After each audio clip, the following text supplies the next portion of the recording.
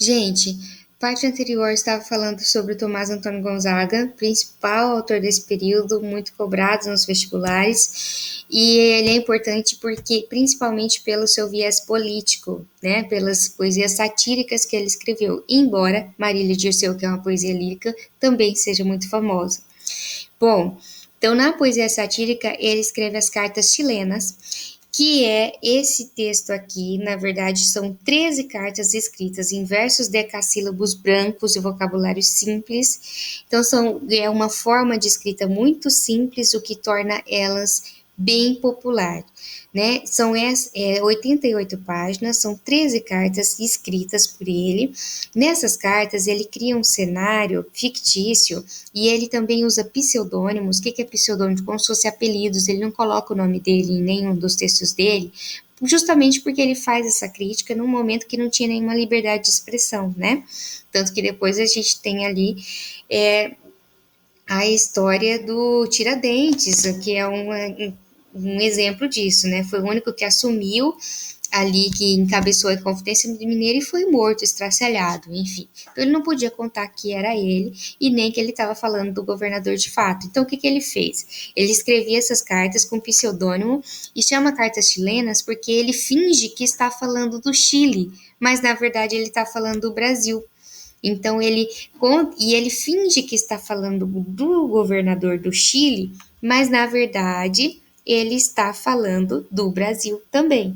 Então, ó, ele coloca ali, concebi a ideia de traduzir, tudo mentira, para nossa língua, essas cartas chilenas. Logo assentei comigo que vossas excelências haviam de ser os mecenas a quem as dedicassem. Vossa excelência, então ali ele finge que encontrou umas cartas e essas cartas falavam da situação do Chile e ele resolveu traduzir. Mas é mentira, na verdade ele está criando essas cartas para falar desse fanfarrão minésio que ele, olha só, ele chama de fanfarrão, zoando mesmo, que o governador, o Menezes lá, que era o governador de Minas Gerais. Mas ele fala que é o governador de Minas? Não. Só que daí ele escreve aqui, ele descreve exatamente como que eram as características, inclusive físicas do governador, né? Então ele fala, ó, de rol... deixa eu ver aqui o período que ele vai descrever.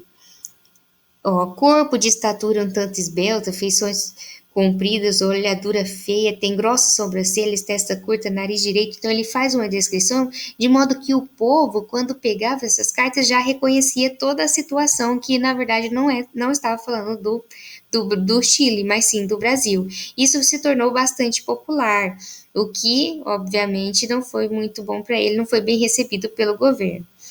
Bom, é, aí aqui, deixa eu ver um pouquinho. Olha só, para vocês verem como que estava a situação de crítica, como ele colocava isso, ó.